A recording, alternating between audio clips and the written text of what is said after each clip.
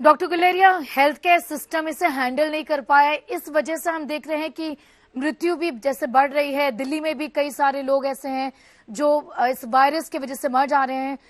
इस वजह से क्या आपको ऐसे लगता है कि हेल्थ केयर सिस्टम को और रोबस्ट करने के लिए और तैयार करने के लिए हमें एक पॉज की जरूरत है? इस वजह से डॉक्टर्स कहते हैं हमें ब्रेक दो, हमें ब्रीदर दो, एक लॉकडाउन लगाओ ताकि केसेस कम हो और सिस्टम पर प्रेशर कम हो। क्या आप अग्री करते हैं? बिल्कुल, हमें दो तीन चीजें साथ साथ करनी है। एक चीज तो ये है कि हेल्थ का इंफ्रास्ट्रक्चर जितना हम बढ़ा सकते हैं बढ़ाना है, चाहे फील्ड का हॉस्पिटल बनाने हो, चाहे ऑक्सीजन की सप्लाई हो, चाहे आईसीयू बेड्स की हो, चाहे हेल्थ केयर वर्कर्स को सपोर्ट करने की जरूरत हो।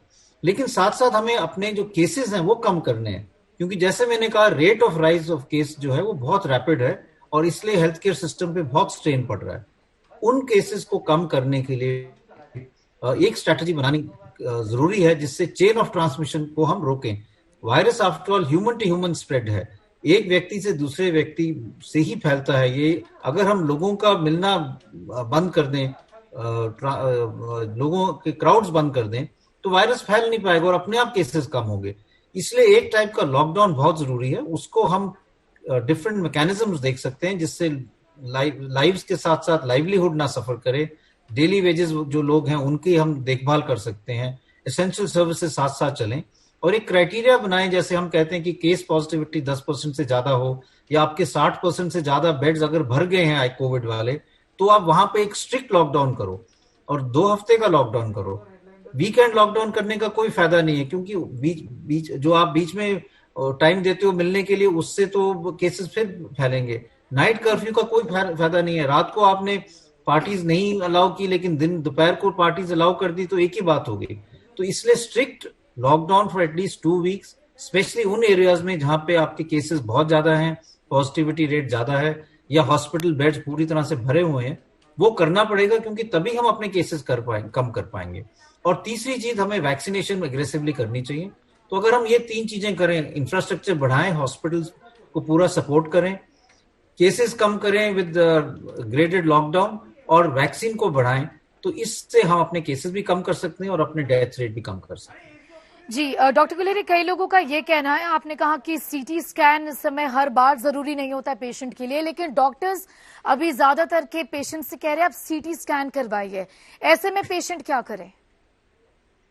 देखिए, जो हमारे 80 to 85% पेशेंट्स हैं वो माइल्ड इलनेस होती है, उनको जुकाम नजला बुखार हुआ, बॉडी एक्स हुई और वो बिल्कुल ठीक हो जाएंगे। उनको सीटी कराने की कोई जरूरत नहीं है, स्पेशली यंगर एज ग्रुप में, बिकॉज सीटी से रेडिएशन एक्सपोजर भी होता है। और ये बहुत डेटा अवेलेबल है नाउ यूएस में।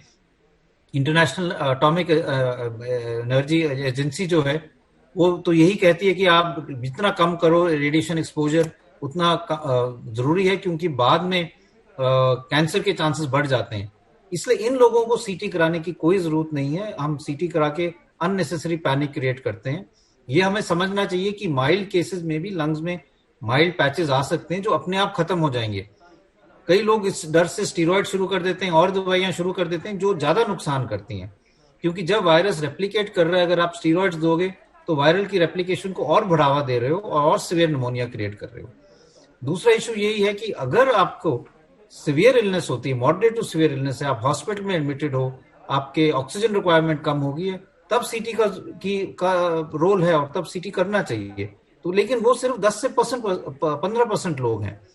85% लोग ऐसे हैं जिनको माइल्ड इलनेस होती है और उनको सीटी करने की कोई जरूरत नहीं है। अननेसेसरी वो अपने आप को एक्सपोज करा रहे हैं। डॉक्टर गुलेरिया, इस वेव में ऐसा भी देखा जा रहा है कि कई सारे ऐसे लोग हैं जो समझ नहीं पा रहे हैं कि कब होम आइसोलेशन करें और कब हॉस्पिटल ढूंढने का शुरुआत करें। आप क्या कहेंगे उन लोगों को जो इस समय कंफ्यूज्ड है, when to look for a hospital, कब हम हॉस्पिटल ढूंढे?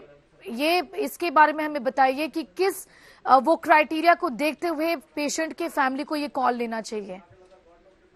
अगर आपके पास होम आइसोलेशन की फैसिलिटी है, अलग कमरा है, अटैच बाथरूम है, तो आप होम, और अगर आपके सिम्टम सिर्फ बुखार है, आपकी सैचुरेशन मेंटेन्ड है, 94 से ज्यादा है और बुखार जो है वो दवाई से कम हो रहा है, आप पैरासिटामोल लेने से कंट्रोल हो रहा है और बीमारी की शुरुआत वाले दिन है, तो आपको कुछ नहीं करना है। अपने घर के नॉर्मल ट्रीटमेंट लीजिए।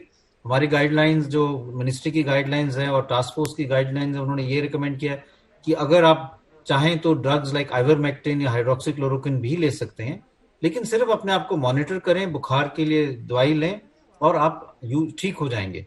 अगर बाद में सैचुरेशन आपकी 94 से कम होने लगती है, 93 और या 90 और 93 के बीच में आ रही है, या आपको बुखार बहुत तेज हो रहा है, 5वां 7वां दिन हो गया, बुखार अब कम नहीं हो रहा है, या आपको सुस्ती हो रही है, ड्राउजीनेस हो रही है, छाती में बहुत दर्द हो रही है, तो आप अपने डॉक्टर से कंसल्ट करें। और वो स्थिति हो सकती है जब आपको एडमिशन की जरूरत पड़ सकती है।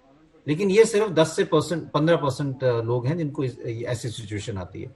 मेजॉरिटी जो पेशेंट्स हैं वो नॉर्मली बुखार की दवाई लेने से, घर का इलाज, घरेलू इलाज करने से ही ठीक हो जाते हैं, और उनको सिर्फ घर में अपने आप को आइसोलेट करने की जरूरत है। डॉक्टर गुलेरिया, ऐसे कई सारे लोग हैं जो अपने आप से घर पे मेडिकेशन स्टार्ट कर रहे हैं, आप उनसे क्या कहना चाहेंगे? मैं यही कहूंगा कि ये बहुत डेंजरस प्रैक्टिस है। कई लोग घर पे स्टीरॉइड्स भी ले रहे हैं, रेमडेसिविर भी ले रहे हैं, और फिर हम देखते हैं कि वो एकदम जब उनकी सिचुएशन खराब हो जाती है तो एकदम इमरजेंसी में आते हैं, उनको बेड नहीं मिलता है, और कई दफा तो अनफॉर्चुनेटली उनकी डेथ भी हो जाती है। तो मैं यही कहूंगा कि घर पे ऐसी चीजें ना करें, इससे नुकसान ज्यादा है। और अगर आप गलत टाइम पे गलत दवाई लोगे तो फिर आपकी बीमारी आगे बढ़ सकती है। इसलिए कोविड ट्रीटमेंट की स्ट्रैटेजीज अब काफी हद तक इवॉल्व हो गई हैं। 1 साल पहले हमें इतना आइडिया नहीं था कि क्या देना चाहिए और क्या नहीं देना चाहिए, लेकिन अब हमारे को काफी आइडिया हो गया। 1 साल में पूरे गाइडलाइंस बन गई, इंटरनेशनल अंडरस्टैंडिंग हो गई है।